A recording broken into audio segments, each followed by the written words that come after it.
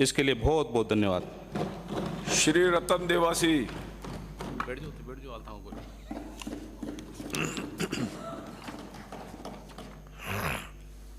सभापति महोदय,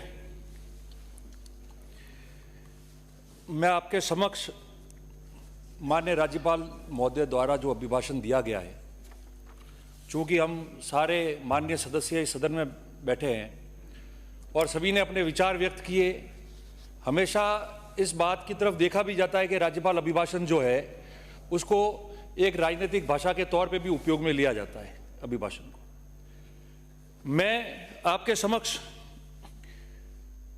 जो राज्यपाल जी ने 26 पेज का और विभिन्न बिंदुओं पे अभिभाषण में जो ध्यानाकर्षण किया है और संबोधन किया है, उनके कुछ बिंदुओं पे ही चर्चा करना चाहता हूं। सभापति जी, जब भी किसी सरकार का गठन होता है, उस सरकार के पहले सत्र में और पहला सत्र का जो पहला राज्यपाल महोदय का अभिभाषण होता है, वो अभिभाषण राजस्थान की जनता जो है वो हमेशा सुनना चाहती है और देखना चाहती है, क्योंकि उस अभिभाषण के अंदर सरकार का विजन आता है।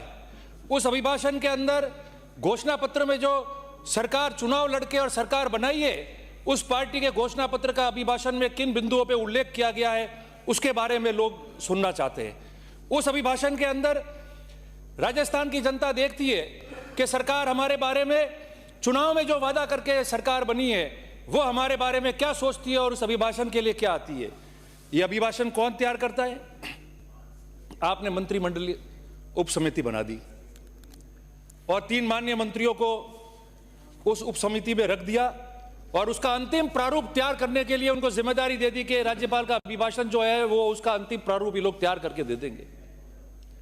मैं समझता हूं हमारे यहां कई वरिष्ठ साथी बैठे जो अनेकों बार इस विधानसभा के सदस्य बने हैं, कई ऐसे साथी है पूर्व में जो हम साथ में इस विधानसभा में रहे, कुछ ऐसे साथी है जो प्रथम बार जीत के भी आए होंगे। हमने हमारे विचारों में तो इन चीजों को लाया है, मगर राज्यपाल महोदय के मुंह से वो प्रारूप किसी ने चेक भी नहीं किया होगा। मैं समझता हूं कि आप तीनों मंत्रियों को एकदम से खड़े होकर विभिन्न बिंदु पे आप पूछ लो, तो जिन शब्दों का उस अभिभाषण में उपयोग किया है, इस सदन में हम सब राजनीतिक लोग भी हैं, कई बार कई लोग आए, कई प्रथम बार आए। हमने इस सदन में या पुरानी विधानसभा में अनेकों नेताओं को देखा है।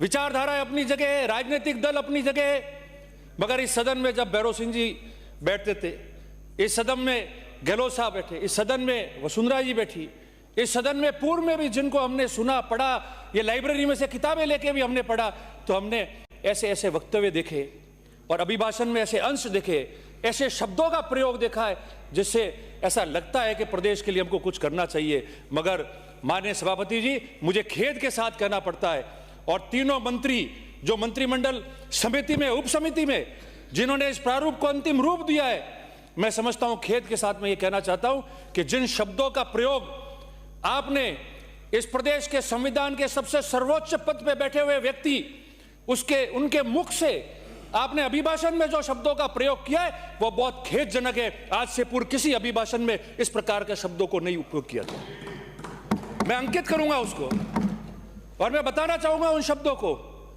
सभापति जी, आपने अभिभाषण बनाया है, कभी लगता है राजस्थान का अभिभाषण पढ़ रहे हैं, कभी लगता है कि केंद्र सरकार के हिसाब से ही आपको पूरे राज्य को पार करना है तो केंद्र सरकार का अभिभाषण है, कभी ऐसा लगता है कि आपने एक चुनावी भाषण तैयार करके पढ़ा है कि पिछली सरकार, उनके मुखिया और पिछली सरकार में बैठे हुए लोगों को हमको किस कदर कोसना है, उसके बारे में अभिभाषण बनाया आपने।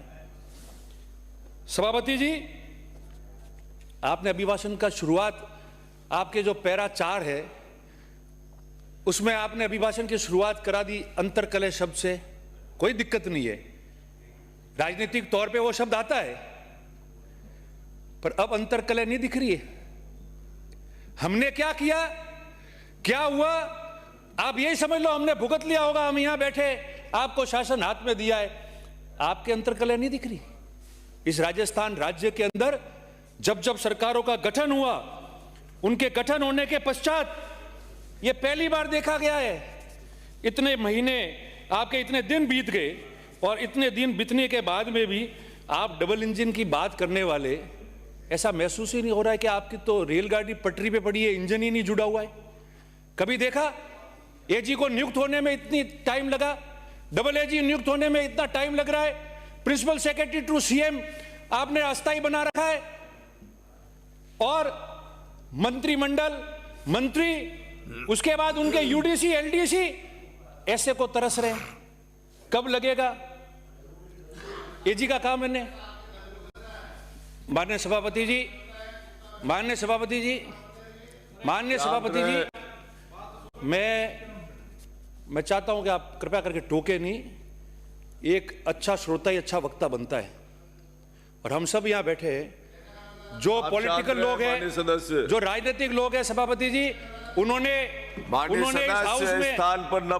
इस हाउस में आने से पहले इस गैलरी में से भी इस हाउस को देखा होगा। मैंने देखा है पुरानी विधानसभा, उस विधानसभा में हमने भैरव सिंह जी को सुना है, हमने अच्छे अच्छे वक्ता आपके दल के उनको सुना है, राष्ट्रीय के होंगे उनको सुना है, और अभिमान है। हमारी विचारधारा अलग हो सकती है, मगर अगर हम अटल जी को सुनना पसंद करते थे विषयों पे, तो आज भी हम उनको सुनने पसंद करते हैं। पुरानी यादों में जाके भैरव सिंह जी की अच्छी बात को पसंद करते थे, आज भी पता करते हैं। भैरव सिंह जी के सदन में कांग्रेस का व्यक्ति भी बोलता था और अच्छा बोलता था, वो पकड़ के कहते थे कि बहुत बढ़िया बोला है, लड्डू खिलाओ, और लड्डू मिलाते थे, और तब से सदन के सितारों की बात शुरू हुई थी।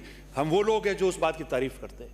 आप सुनिए, बहुत मुश्किल से व्यक्ति सदन में आता है तब वो पढ़ता है, बोलता है, और मैं तो केवल आपके इन बिंदुओं को बता रहा हूं, राजनीतिक तौर पे कोई बात नहीं कर रहा, जो बिंदु है उसके हिसाब से बात कर रहा हूं। सभापति जी, आज तक आपका, मैंने आपको बताया, AG, double AG, principal secretary to CM, आपके मिनिस्टर्स का क्लरिकल स्टाफ, लगने में इतना टाइम है। डबल इंजन रेलगाड़ी वहां पड़ी है, इंजन ही आपका जुड़ा हुआ नहीं है, और जिन शब्दों का आपने प्रयोग किया, मैं 2 मिनट में उन शब्दों के बारे में आपको बताना चाहता हूं। आपने अभिभाषण में किन शब्दों का प्रयोग किया? अस्थिरता हो सकती है, मान लेते, कोई दिक्कत नहीं है।